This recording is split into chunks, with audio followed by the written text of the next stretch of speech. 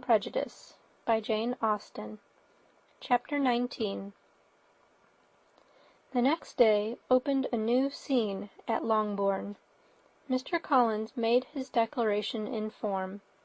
Having resolved to do it without loss of time, as his leave of absence extended only to the following Saturday, and having no feelings of diffidence to make it distressing to himself even at the moment, he set about it in a very orderly manner, with all the observances which he supposed a regular part of the business.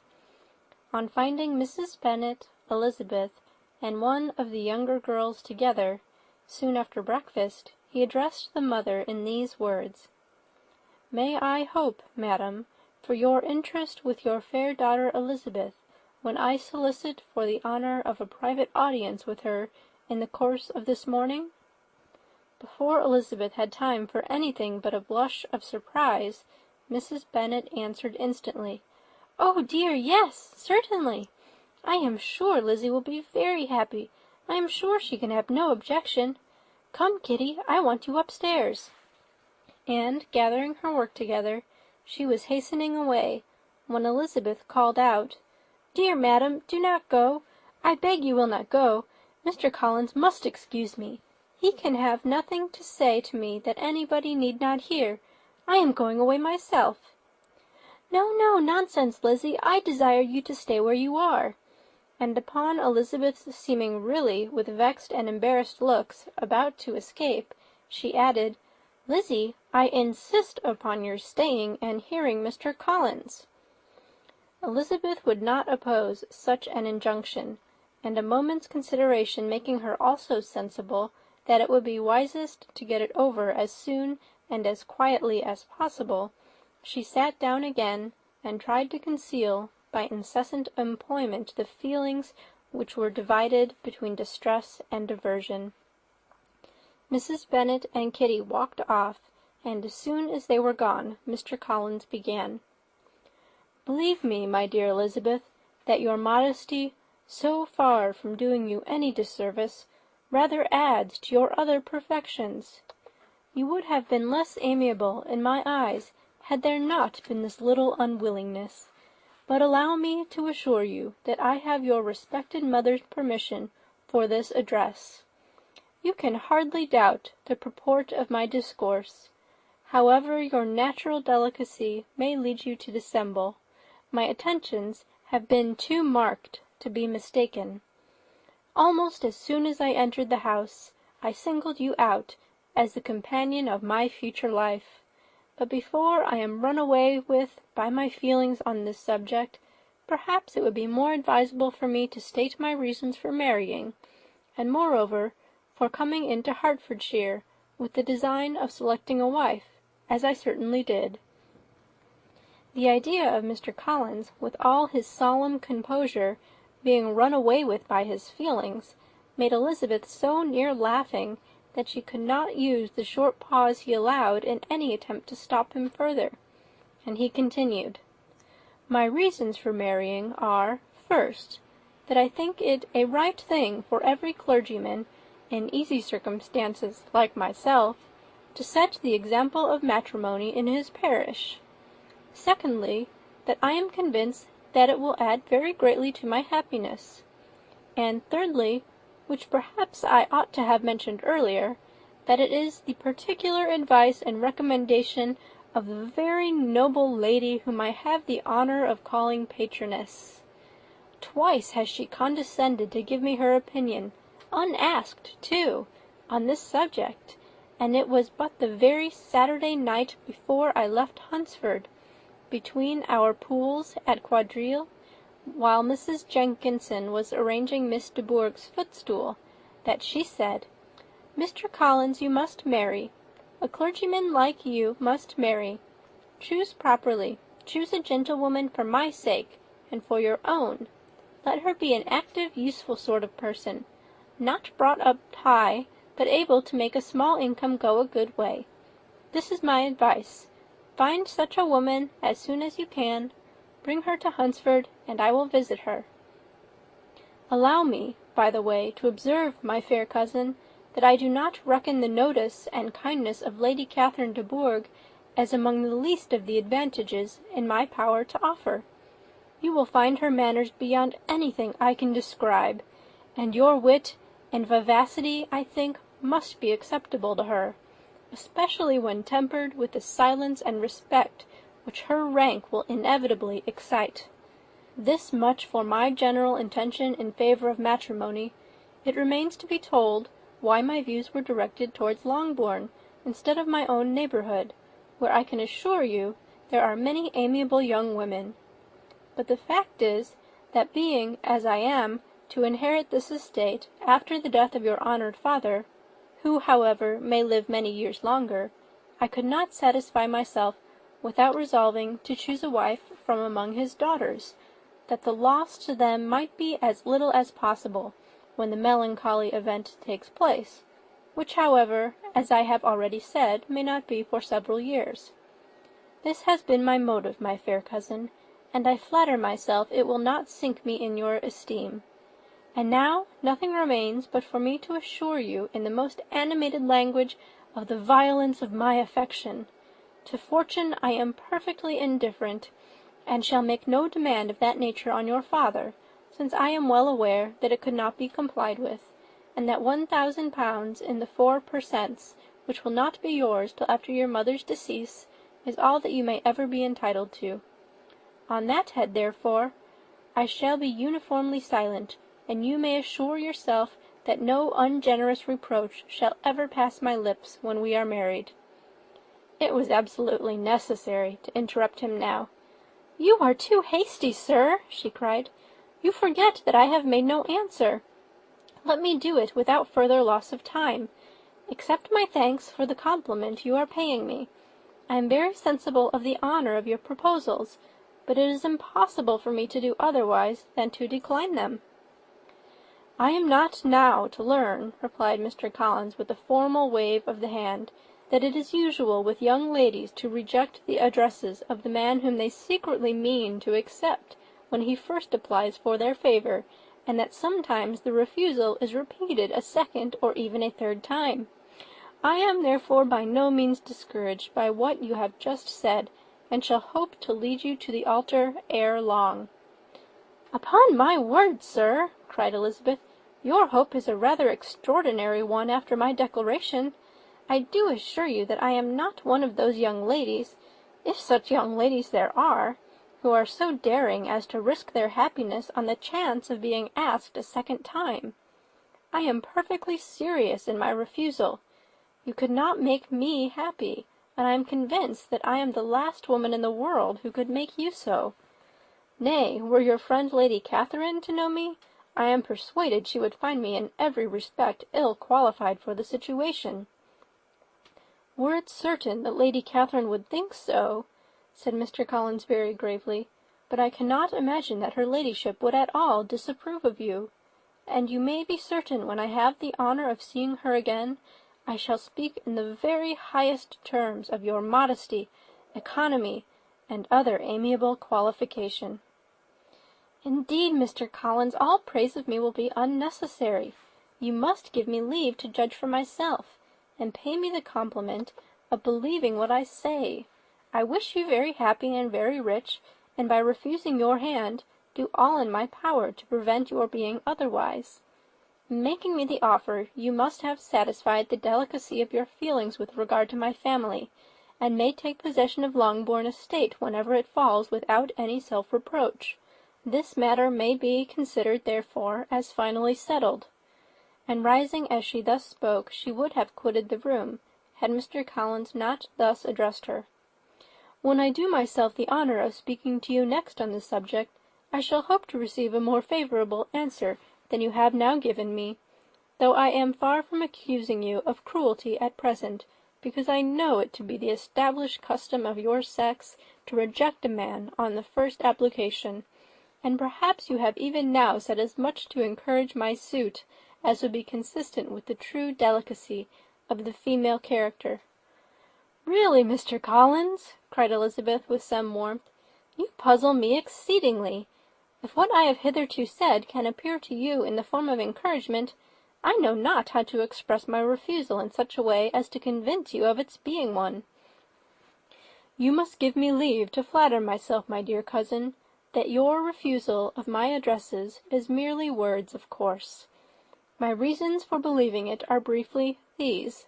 It does not appear to me that my hand is unworthy your acceptance, or that the establishment I can offer would be any other than highly desirable.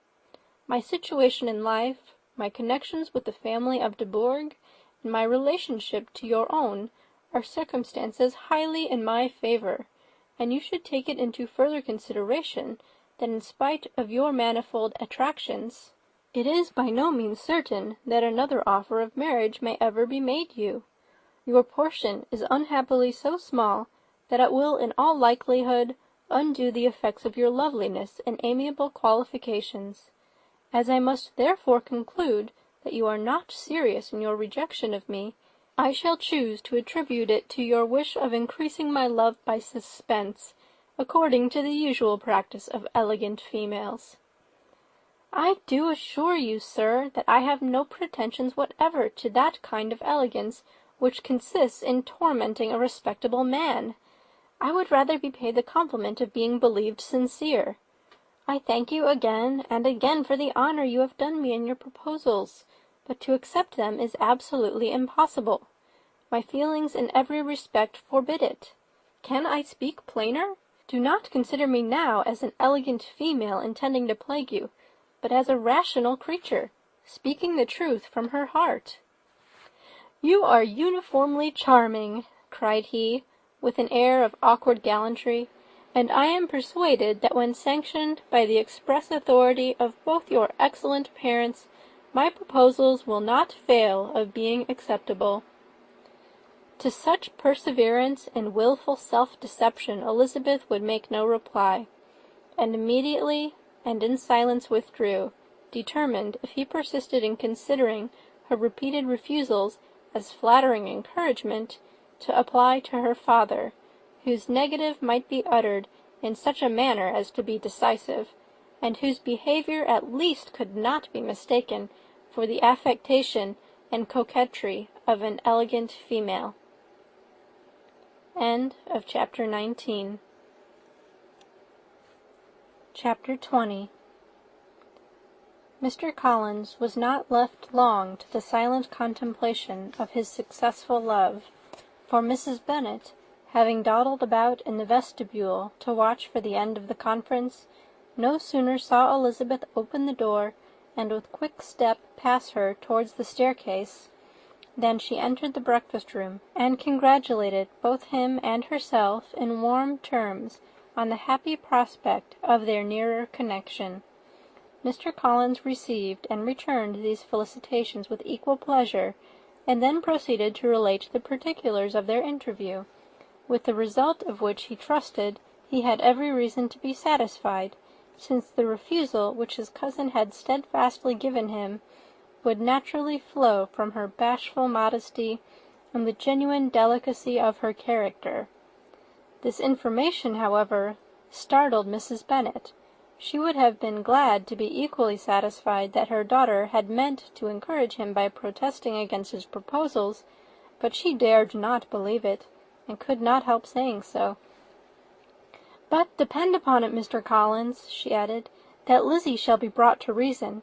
I will speak to her about it directly. She is a very headstrong, foolish girl, and does not know her own interest, but I will make her know it." "Pardon me for interrupting you, madam," cried Mr. Collins, "but if she is really headstrong and foolish, I know not whether she would altogether be a very desirable wife to a man in my situation, who naturally looks for happiness in the marriage state. If, therefore, she actually persists in rejecting my suit, perhaps it were better not to force her into accepting me, because, if liable to such defects of temper, she could not contribute much to my felicity." "Sir, you quite misunderstand me," said Mrs. Bennet, alarmed. "Lizzie is only headstrong in such matters as these. In everything else she is as good-natured a girl as ever lived. I will go directly to Mr. Bennet, and we shall very soon settle it with her, I am sure." She would not give him time to reply, but hurrying instantly to her husband, called out as she entered the library, "Oh, Mr. Bennet, you are wanted immediately. We are all in an uproar. You must come and make Lizzie marry Mr. Collins, for she vows she will not have him, and if you do not make haste he will change his mind and not have her." Mr. Bennet raised his eyes from his book as she entered, and fixed them on her face with a calm unconcern, which was not in the least altered by her communication. "I have not the pleasure of understanding you," said he, when she had finished her speech. "Of what are you talking?" "Of Mr. Collins and Lizzie. Lizzie declares she will not have Mr. Collins, and Mr. Collins begins to say that he will not have Lizzie." "And what am I to do on the occasion? It seems a hopeless business." "Speak to Lizzie about it yourself. Tell her that you insist upon her marrying him." "Let her be called down. She shall hear my opinion." Mrs. Bennet rang the bell, and Miss Elizabeth was summoned to the library. "Come here, child," cried her father, as she appeared. "I have sent for you on an affair of importance. I understand that Mr. Collins has made you an offer of marriage. Is it true?" Elizabeth replied that it was. "Very well. And this offer of marriage you have refused?" "I have, sir." "Very well. We now come to the point. Your mother insists upon your accepting it. Is it not so, Mrs. Bennet?" "Yes, or I will never see her again." "An unhappy alternative is before you, Elizabeth. From this day you must be a stranger to one of your parents. Your mother will never see you again if you do not marry Mr. Collins, and I will never see you again if you do." Elizabeth could not but smile at such a conclusion of such a beginning, but Mrs. Bennet, who had persuaded herself that her husband regarded the affair as she wished, was excessively disappointed. "What do you mean, Mr. Bennet, in talking this way? You promised me to insist upon her marrying him." "My dear," replied her husband, "I have two small favours to request. First, that you will allow me the free use of my understanding on the present occasion, and secondly, of my room. I shall be glad to have the library to myself as soon as may be." Not yet, however, in spite of her disappointment in her husband, did Mrs. Bennet give up the point. She talked to Elizabeth again and again, coaxed and threatened her by turns. She endeavoured to secure Jane in her interest, but Jane, with all possible mildness, declined interfering, and Elizabeth, sometimes with real earnestness, and sometimes with playful gaiety, replied to her attacks. Though her manner varied, however, her determination never did. Mr. Collins, meanwhile, was meditating in solitude on what had passed. He thought too well of himself to comprehend on what motives his cousin could refuse him, and though his pride was hurt, he suffered in no other way. His regard for her was quite imaginary, and the possibility of her deserving her mother's reproach prevented his feeling any regret. While the family were in this confusion, Charlotte Lucas came to spend the day with them. She was met in the vestibule by Lydia, who, flying to her, cried in a half-whisper, "I am glad you are come, for there is such fun here. What do you think has happened this morning? Mr. Collins has made an offer to Lizzie, and she will not have him." Charlotte hardly had time to answer before they were joined by Kitty, who came to tell the same news, and no sooner had they entered the breakfast-room, where Mrs. Bennet was alone, than she likewise began on the subject, calling on Miss Lucas for her compassion, and entreating her to persuade her friend Lizzie to comply with the wishes of all her family. "Pray do, my dear Miss Lucas," she added in a melancholy tone, "for nobody is on my side, nobody takes part with me. I am cruelly used, nobody feels for my poor nerves." Charlotte's reply was spared by the entrance of Jane and Elizabeth. "Ay, there she comes," continued Mrs. Bennet, "looking as unconcerned as may be, and caring no more for us than if we were at York, provided she can have her own way. But I tell you, Miss Lizzie, If you take it into your head to go on refusing every offer of marriage in this way, you will never get a husband at all, and I am sure I do not know who is to maintain you when your father is dead. I shall not be able to keep you, and so I warn you. I have done with you from this very day. I told you in the library, you know, that I should never speak to you again, and you will find me as good as my word. I have no pleasure in talking to undutiful children. Not that I have much pleasure indeed in talking to anybody. People who suffer as I do from nervous complaints can have no great inclination for talking. Nobody can tell what I suffer. But it is always so. Those who do not complain are never pitied."